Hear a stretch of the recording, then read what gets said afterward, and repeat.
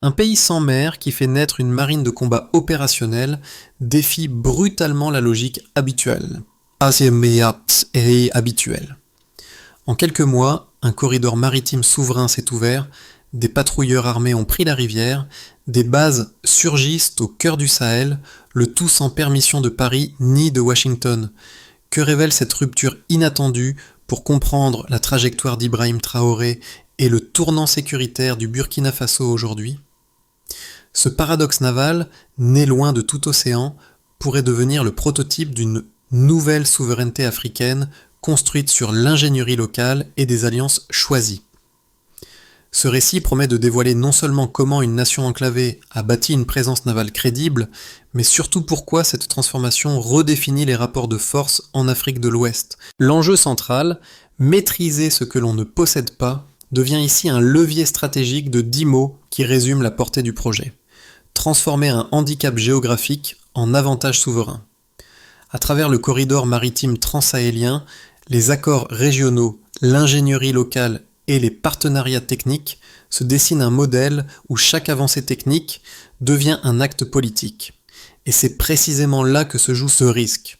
Une souveraineté reconstruite peut-elle résister aux pressions extérieures, aux menaces diplomatiques et aux revirements internes, alors même que la sécurité du Sahel reste volatile ?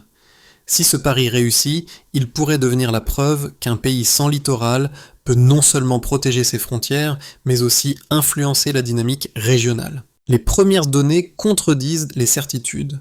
En un peu plus d'un an, près de 50 km de routes militaires ont été renforcées et 800 millions de dollars ont été mobilisés sans aucune condition politique. Ces deux chiffres suffisent à révéler un déplacement silencieux du centre de gravité stratégique du Burkina Faso. Car derrière l'image spectaculaire d'une marine surgie dans un pays sans littoral se trouve une dynamique plus profonde, patiemment construite. Pendant des générations, la géographie avait servi d'argument implacable pour assigner le Burkina Faso à un rôle périphérique. Pas de mer, donc pas de marine, donc pas de souveraineté pleine. Et sans souveraineté, pas de développement autonome. Cette équation, répétée par les partenaires occidentaux, s'était transformée en dogme. Le récit international insistait, un pays enclavé devait dépendre de forces extérieures pour sa sécurité, accepter des bases étrangères, des contrats opaques, une surveillance politique constante. L'histoire semblait verrouillée. Pourtant, un tournant s'est produit lorsque les alliances régionales, Mali, Niger, Bénin, se sont alignées sur un objectif commun, créer un accès maritime souverain, reconnu par l'Union africaine et inscrit dans un cadre légal défendable. Ce mouvement n'est pas né d'un simple réflexe sécuritaire. Il répondait à une nécessité plus profonde. Sortir d'un cycle de dépendance où l'aide extérieure coûtait plus qu'elle ne rapportait. Avec l'appui technologique chinois, l'ingénierie locale et un financement inédit exempt de conditions cachées, une fenêtre s'est ouverte. C'est dans ce contexte qu'Ibrahim Traoré apparaît comme un acteur catalyseur, non par glorification personnelle, mais parce que sa ligne politique assume frontalement la rupture avec le modèle de tutelle. À travers lui, une narration différente prend forme, celle d'une souveraineté construite, mesurable, certifiée juridiquement plutôt que promise. La création de la base navale près de Ouagadougou, les formations accélérées, l'assemblage des modules type 022, tout cela ne raconte pas seulement un exploit technique, c'est la réécriture méthodique des règles que le Burkina Faso croyait immuables, une rupture qui ne s'explique qu'en remontant aux enchaînements de décisions qui ont, peu à peu, inversé le rapport de force. Au cœur de cette transformation, un fil conducteur apparaît, la capacité de certaines figures techniques et militaires à incarner la transition entre le possible et l'inédit. Dès les premières semaines du projet, plusieurs officiers et ingénieurs ont joué le rôle de passeurs, reliant l'idée stratégique aux réalités opérationnelles. Parmi eux, un groupe d'ingénieurs formés en Chine a été chargé d'adapter les modules navals type 022 aux contraintes fluviales locales, un défi qui semblait irréalisable pour un pays totalement enclavé. Un premier microcas illustre ce basculement. L'équipe installée près de Ouagadougou a dû reconfigurer les coques pour supporter la navigation sur des cours d'eau étroits et sensibles aux variations saisonnières. Le succès de cette adaptation a montré que le projet n'était plus un symbole politique, mais une capacité concrète, contrôlée par des techniciens burkinabés. Un deuxième exemple, encore plus révélateur, concerne les premières patrouilles fluviales organisées avec des équipages mixtes formés en Chine et sur place. Leur efficacité lors des tests d'intervention rapide a convaincu les partenaires régionaux que la marine burkinabé n'était pas une vitrine, mais un outil opérationnel, capable d'influencer la sécurité transfrontalière. C'est ici qu'intervient le rôle de guide attribué à Ibrahim Traoré. Non pas comme figure héroïsée, mais comme décideur ayant ouvert l'espace politique nécessaire pour que ses équipes puissent expérimenter, corriger, tester et finalement opérer. Sa ligne directrice, rompre la dépendance sécuritaire, a donné une cohérence aux efforts dispersés, offrant un cadre où l'ingénierie locale pouvait produire des résultats visibles. Ces premières preuves, bien que limitées dans leur portée, ont suffi à faire basculer la perception régionale. La marine burkinabé pouvait fonctionner, et fonctionner efficacement. Tout démarre par un déclencheur simple, la nécessité absolue de sortir du cycle de dépendance sécuritaire. Pendant des années, le Burkina Faso avait été contraint de suivre des protocoles imposés, de s'appuyer sur des forces extérieures et de subir les limites d'un modèle où sa géographie dictait sa vulnérabilité. Le point de rupture y apparaît lorsque les premières discussions régionales avec le Mali, le Niger et le Bénin convergent vers une idée jusque-là jugée absurde, créer un accès maritime souverain, juridiquement défendable, opéré par des moyens africains.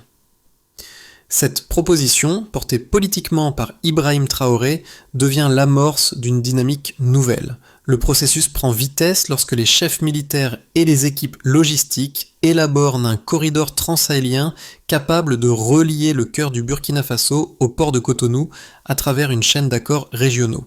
L'architecture légale, validée par l'Union africaine et enregistrée auprès des Nations Unies, fournit le socle qui manque depuis des décennies. Un droit d'accès reconnu et protégé. À partir de là, les événements s'enchaînent avec une rapidité inhabituelle. L'étape suivante marque l'entrée dans le cœur chaud du projet. Les équipes techniques locales, appuyées par des ingénieurs chinois, commencent à reconfigurer les cours d'eau pour garantir le passage des modules navals. Des canaux sont élargis, des berges consolidées, près de 50 km de routes militaires sont renforcées pour supporter le transport des éléments préassemblés des types 022. La mobilisation de 800 millions de dollars exclusivement issus de fonds africains et de prêts chinois sans conditions politiques permet au projet de s'affranchir des intermédiaires, des lenteurs administratives et des influences externes. C'est la phase d'assemblage qui marque le véritable sommet narratif. Lorsque les premiers modules arrivent à la base, située à une vingtaine de kilomètres de Ouagadougou, toute la mécanique se met en place. Équipe mixte, formation accélérée, tests de navigation, calibrage des systèmes. Les images montrant les premiers navires arborant le pavillon burkinabé circulent dans les chancelleries occidentales, provoquant incrédulité puis inquiétude. Le pays enclavé prouve ce que les modèles officiels affirmaient impossible: projeter une puissance navale intérieure et établir une chaîne logistique sécurisée sans accès naturel à la mer. Le sommet est atteint lorsque les premiers lancements de missiles tactiques depuis les types 022 sont validés par les instructeurs chinois et les officiers burkinabés. Cette réussite scelle la crédibilité opérationnelle du projet. La marine burkinabé n'est plus un symbole ni une hypothèse. Elle devient un acteur stratégique. La Duchin, elle, se propage rapidement. Les partenaires occidentaux, France et États-Unis en tête, réagissent par des pressions diplomatiques, des mises en garde, puis des offres tardives de coopération. Mais le pivot stratégique est déjà acté. Les pays voisins observent et s'alignent. En quelques mois, 6 autres nations manifestent leur intention de rejoindre l'accord. Sur le terrain, les résultats deviennent mesurables. Réduction des attaques frontalières, amélioration des délais de réponse aux menaces, augmentation massive du recrutement militaire. À cette onde régionale s'ajoute un changement interne profond. L'imaginaire national se modifie. Les jeunes, les familles, les techniciens découvrent une capacité jusqu'alors inimaginable pour un pays enclavé. Cette onde émotionnelle devient une force politique durable. Ainsi se déploie le flot d'événements, un déclencheur géopolitique, un sommet technique, une résonance durable qui redéfinit les équilibres. Les preuves chiffrées qui émergent au terme de la première année d'opération du corridor maritime transsahélien bousculent les lectures traditionnelles sur la sécurité régionale. Ces données, limitées mais solides, constituent la première base d'évaluation objective d'un projet considéré comme impossible quelques mois plus tôt. Elles permettent aussi de mesurer, sans emphase idéologique, l'impact réel de la stratégie portée par Ibrahim Traoré, les équipes militaires et les partenaires techniques africains et chinois. Le premier indicateur marquant est la réduction de 30% des attaques terroristes aux frontières. Ce recul est directement corrélé à la présence de patrouilles fluviales et à l'amélioration des capacités de surveillance régionale. Cette baisse reflète une stabilisation immédiate des zones critiques grâce à une meilleure mobilité opérationnelle. Le deuxième chiffre notable concerne la hausse de 42% de la réactivité aux menaces et urgences, un résultat lié à la combinaison entre formation accélérée, nouvelles routes militaires consolidées et déploiement de postes de commandement révisés. Ce gain opérationnel signifie que les unités peuvent intervenir plus vite sur des terrains auparavant difficiles d'accès. Le troisième indicateur touche à l'économie. Une augmentation de 23% des investissements directs étrangers depuis l'ouverture officielle du corridor. Cette hausse ne traduit pas une attractivité soudaine, mais la perception d'un environnement plus stable et doté d'infrastructures stratégiques crédibles. Ce pourcentage suggère que la sécurité accrue renforce la confiance des investisseurs et réorganise les flux économiques. Ces trois données ne sont pas spectaculaires par elles-mêmes. Elles deviennent significatives lorsqu'on les place dans la rationalité du projet. Elles traduisent une dynamique cumulative, amélioration sécuritaire, retour de confiance interne, effet d'entraînement régional. Elles révèlent également un changement de rapport au temps. Alors que l'assistance extérieure produisait des effets ponctuels et souvent réversibles, la nouvelle architecture repose sur des capacités endogènes, donc réplicables et extensibles. Un autre élément crucial réside dans la nature même des mesures. Elles proviennent d'observations vérifiables et non de projections théoriques. La marine burkinabé, en tant qu'institution naissante, s'inscrit dans une logique de développement continu, ce qui signifie que ces données peuvent évoluer, mais leur valeur est de montrer une direction, une tendance mesurable. On voit également apparaître un phénomène social souvent sous-estimé, l'effet de mobilisation interne. L'augmentation significative du recrutement militaire n'est pas un simple afflux administratif. Elle traduit un retournement psychologique, une envie de participer à un projet national revalorisé. Les jeunes perçoivent l'existence d'un dispositif où leur engagement produit un impact direct. Le corridor maritime agit même comme un révélateur régional. Les pays voisins observent les premiers résultats, les comparent à leurs propres difficultés logistiques et sécuritaires, et identifient la pertinence d'un modèle qui associe souveraineté, coopération régionale et efficacité mesurable. Dans ce paysage en mutation, la présence d'Ibrahim Traoré joue un rôle structurant. Il ne s'agit pas de créer une figure mythifiée, mais de reconnaître la cohérence politique qui a rendu possible les décisions techniques. L'ensemble des résultats découle d'un alignement rare entre vision stratégique, capacité institutionnelle et exécution méthodique. Ces chiffres, loin d'être des prouesses isolées, fonctionnent comme les premiers points d'ancrage d'un modèle qui commence seulement à se déployer. Pour comprendre la portée réelle de la marine burkinabé, il faut examiner sérieusement les objections formulées par des analystes régionaux et internationaux. Deux arguments reviennent avec constance, chacun reposant sur une logique apparente. Les prendre au sérieux permet d'évaluer la valeur du modèle avec rigueur plutôt qu'avec enthousiasme. Le premier argument critique affirme qu'un État enclavé ne peut pas soutenir durablement une infrastructure navale sans accès naturel à la mer. Selon cette logique, le coût d'entretien, la pression logistique et la complexité juridique rendraient l'expérience difficilement reproductible. Les sceptiques estiment que la vulnérabilité du corridor maritime transsahélien expose le projet à des ruptures politiques ou à des fluctuations sécuritaires qui pourraient neutraliser ses bénéfices. Leur raisonnement repose sur une hypothèse historique. Sans façade maritime, un pays dépend inévitablement d'un voisin pour accéder à l'océan, donc le gain souverain reste partiel. Le second argument relève d'une autre inquiétude, celle de la dépendance technologique. Pour certains observateurs, la présence d'ingénieurs chinois et l'assemblage local des modules type 022 pourrait entraîner une forme de dépendance technique déguisée. Ils redoutent que la maîtrise des systèmes avancés, la maintenance ou les mises à jour créent une asymétrie difficile à compenser à long terme. Dans cette logique, l'initiative serait moins une conquête souveraine qu'un transfert de dépendance d'un pôle géopolitique à un autre. Ces deux critiques méritent d'être exposées pleinement. Pourtant, les faits disponibles montrent une dynamique différente. La création de centres de formation interne, la constitution d'équipes mixtes, l'adaptation des coques aux rivières locales, l'élargissement des canaux et la consolidation des routes militaires démontrent une appropriation technique progressive.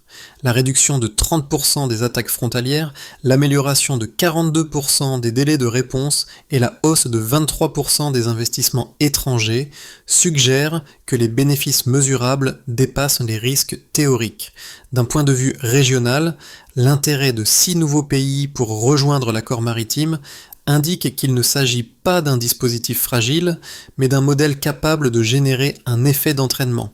Ainsi, les critiques posent des questions légitimes, mais les données disponibles montrent une architecture qui fonctionne et se consolide. Un basculement discret apparaît. Il ne se voit pas dans les cérémonies ni dans les communiqués, mais dans la façon dont les acteurs régionaux réagissent désormais à la présence d'une marine burkinabé en pleine expansion. Car au milieu du processus, là où les projets ambitieux se heurtent habituellement à l'inertie, quelque chose change. Le corridor cesse d'être une expérience et devient un centre de gravité. La confirmation internationale du statut légal du corridor par l'Union africaine et son enregistrement auprès des Nations Unies crée un précédent inédit. À ce moment précis, les États voisins ne considèrent plus le Burkina Faso comme un simple bénéficiaire d'accords régionaux, mais comme un acteur capable d'initier un cadre normatif. Cette bascule institutionnelle, souvent ignorée du grand public, constitue le véritable midpoint qui réoriente les rapports de force. Elle est renforcée par un autre élément déterminant, l'apparition des premières cohortes de techniciens formés localement, capables de maintenir les systèmes sans assistance extérieure permanente. C'est là que l'approche défendue par Ibrahim Traoré trouve sa cohérence. Une souveraineté qui ne repose pas uniquement sur la technologie importée, mais sur la compétence produite en interne. À partir de ce moment, le projet n'avance plus par nécessité, mais par dynamique propre. Les effets concrets du corridor maritime ne se mesurent pas seulement dans les bilans sécuritaires ou les discours politiques. Ils se matérialisent dans 4 sphères distinctes. Nations voisines, NN, douane, NIEP, économie, DN, Noidiesahoe, ND, et Houvek régional, KV, chacune réagissant différemment à l'émergence de la marine burkinabé.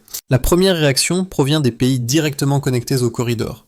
Le Mali, le Niger et le Bénin, parties prenantes de l'accord initial, observent une amélioration notable de la fluidité logistique entre les zones frontalières. La réduction de 30% des attaques aux frontières profite à l'ensemble du bloc, diminuant les pertes humaines et les interruptions de transport. Plusieurs États, notamment le Togo et le Ghana, étudient la possibilité d'intégrer leurs propres infrastructures au schéma transsahélien. Cette dynamique régionale illustre comment une capacité créée dans un pays enclavé redistribue les priorités collectives. Ici, le projet dépasse son origine nationale et devient un levier d'intégration transfrontalière. Sur le plan économique, l'impact est immédiat. L'augmentation de 23% des investissements directs étrangers depuis l'ouverture du corridor indique une confiance accrue dans la stabilité du pays. Les entreprises logistiques constatent une baisse des coûts de transport, tandis que les producteurs agricoles et miniers bénéficient de circuits plus rapides et mieux sécurisés. Les chantiers liés aux routes militaires renforcées et aux ateliers navals créent une demande nouvelle pour les entreprises burkinabées de construction, de maintenance, de mécanique lourde et d'ingénierie. Pour elles, le corridor n'est pas une abstraction géopolitique, mais une source d'activité régulière qui reconfigure leur horizon stratégique.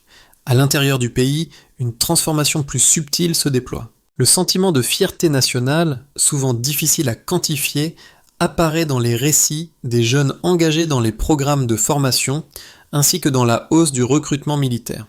Les familles perçoivent l'apparition d'emplois stables dans des secteurs jusque-là inexistants. Logistique fluviale, maintenance navale, surveillance environnementale, opérations conjointes.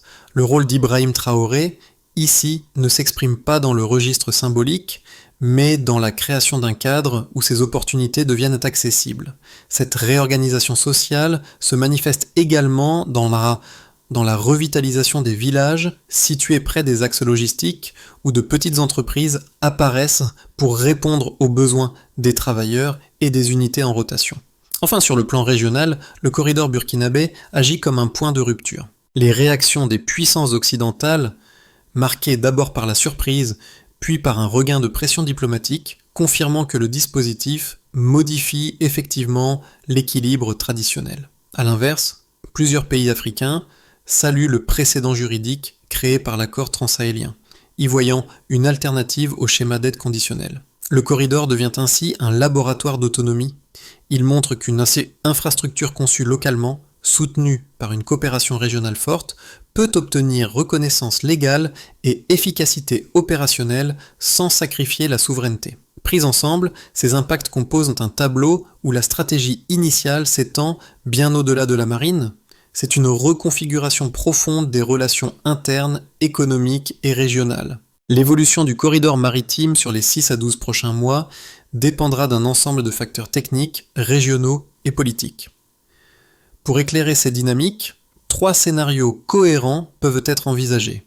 Un scénario de base, un scénario optimiste et un scénario défavorable. Aucun ne prédit l'avenir. Ils offrent plutôt des cadres pour comprendre les conditions qui permettront au modèle burkinabé de se consolider ou, au contraire, de rencontrer ses premières limites sérieuses. Dans cette trajectoire, les performances actuelles se maintiennent sans progression spectaculaire. Les patrouilles fluviales continuent de réduire les incidents frontaliers, le corridor reste fonctionnel et les formations techniques produisent une deuxième génération d'opérateurs capables de gérer la maintenance essentielle. Les États partenaires honorent leurs engagements, garantissant la stabilité logistique jusqu'au port de Cotonou. Les investissements étrangers poursuivent leur hausse modérée, signalant une confiance réaliste plutôt qu'un engouement. Ce scénario suppose une continuité institutionnelle et l'absence de perturbations majeures dans les alliances régionales. Ici, les capacités locales s'affirment plus vite que prévu. Les centres de formation produisent suffisamment de techniciens pour élargir la flotte et les ateliers navals améliorent leurs compétences jusqu'à prendre en charge des opérations de maintenance avancées. Plusieurs pays rejoignent formellement l'accord transsahélien, créant un corridor plus large, doté de nouvelles voies logistiques et de mécanismes juridiques renforcés. Les indicateurs sécuritaires poursuivent leur baisse, attirant une vague plus nette d'investissements régionaux. Le projet devient un pôle d'intégration africaine, un précédent institutionnel auquel se réfèrent d'autres États enclavés. Dans cette hypothèse, des tensions internationales s'intensifient, entraînant des restrictions financières ou techniques. Les États voisins peuvent être exposés à des pressions contradictoires, fragilisant la chaîne d'accords qui sous-tend le corridor. Une dégradation sécuritaire localisée ou une variation saisonnière extrême des rivières peut perturber temporairement les routes fluviales. Les formations techniques ralentissent, créant un manque ponctuel de personnel qualifié. Le corridor demeure fonctionnel, mais vulnérable, exposé à des ralentissements répétés. La recommandation de pensée est simple. Envisagez chaque scénario non comme une prédiction, mais comme un outil de lecture. Il s'agit de comprendre les conditions nécessaires pour transformer un succès initial en capacité durable. La transformation du corridor maritime burkinabé ne concerne pas seulement les institutions, les forces armées ou les partenaires régionaux. Elle touche aussi, parfois de manière inattendue, 3 groupes de personnes qui observent ou subissent les changements. Pour introduire cette partie, il convient de noter que ceux qui cherchent la stabilité. Dans une autre perspective, il est utile de souligner que ceux qui cherchent des opportunités. Et enfin, il faut mentionner que ceux qui observent avec scepticisme mais curiosité. Pour celles et ceux qui vivent dans les zones frontalières ou dans les villes traversées par les axes logistiques, l'effet le plus immédiat est une diminution des risques. Les habitants constatent moins d'interruptions, moins de déplacements forcés, moins de menaces imprévisibles. La simple existence de patrouilles renforce un sentiment de continuité du quotidien. Pour ces familles, le corridor n'est pas une théorie géopolitique, mais un filet de sécurité concrètement ressenti. À l'opposé, d'autres voient dans cette mutation un espace de progression personnelle. Les jeunes formés dans les nouveaux centres techniques, les entrepreneurs qui approvisionnent les bases ou les travailleurs intervenant dans les chantiers routiers découvrent un paysage professionnel élargi. Pour eux, le corridor est moins un projet national qu'un tremplin. Il représente une chance d'accéder à des compétences nouvelles, de stabiliser un revenu, de bâtir une trajectoire jusque-là inaccessible. Enfin, certains segments de la population restent méfiants. Ils se demandent si l'élan pourra durer, si les alliances régionales tiendront, si la dépendance technique pourrait ressurgir. Leur scepticisme n'est pas un obstacle. Il constitue un garde-fou nécessaire, rappelant que toute transformation doit rester surveillée, expliquée, légitimée par la transparence. Pour chacun de ces groupes, le corridor signifie autre chose, mais pour tous, il ouvre une question essentielle. Que peut devenir un pays lorsqu'il choisit de redéfinir ses limites? Pour qu'un modèle aussi inédit continue de fonctionner, il faut une feuille de route précise, mesurable et réaliste. Les prochaines étapes ne relèvent pas du symbole, mais d'une méthode. Clarifier qui fait quoi, dans quel délai et avec quels indicateurs de succès. Cette approche est d'ailleurs cohérente avec la ligne stratégique défendue par Ibrahim Traoré, qui insiste régulièrement sur la capacité à produire des résultats vérifiables plutôt qu'à multiplier les annonces. Voici 5 axes essentiels. À ce propos, il est utile de préciser qui intervient. Centre de formation navale et ingénieurs nationaux. À ce propos, il est important de préciser ce qui est en jeu. Doubler les sessions de maintenance intermédiaire. À ce propos, il convient d'indiquer le moment prévu dans les 6 prochains mois. À ce propos, il faut comprendre comment la mesure sera établie. Nombre d'interventions effectuées sans assistance extérieure. À ce propos, il est utile de préciser qui intervient. Force fluviale plus unité frontalière. À ce propos, il est important de préciser ce qui est en jeu. Cartographier les zones de vulnérabilité sur chaque tronçon. À ce propos, il convient d'indiquer le moment prévu, mise à jour trimestrielle. À ce propos, il faut comprendre comment la mesure sera établie. Réduction continue des incidents sur 90 jours glissants. À ce propos, il est utile de préciser qui intervient. Ministère des Affaires étrangères plus État partenaire. À ce propos, il est important de préciser ce qui est en jeu. Intégrer 2 nouveaux pays observateurs. À ce propos, il convient d'indiquer le moment prévu, d'ici 12 mois. À ce propos, il faut comprendre comment la mesure sera établie. Signature formelle d'accords complémentaires. À ce propos, il est utile de préciser qui intervient. Atelier de Ouagadougou et de Kaya. À ce propos, il est important de préciser ce qui est en jeu. Internaliser au moins 40% des opérations lourdes. À ce propos, il convient d'indiquer le moment prévu, horizon 9-12 mois. À ce propos, il faut comprendre comment la mesure sera établie. Pourcentage d'opérations réalisées sans importation de compétences critiques. À ce propos, il est utile de préciser qui intervient. Gouvernement plus commission citoyenne. À ce propos, il est important de préciser ce qui est en jeu. Publier systématiquement les contrats et audits. À ce propos, il convient d'indiquer le moment prévu, semestre par semestre. À ce propos, il faut comprendre comment la mesure sera établie.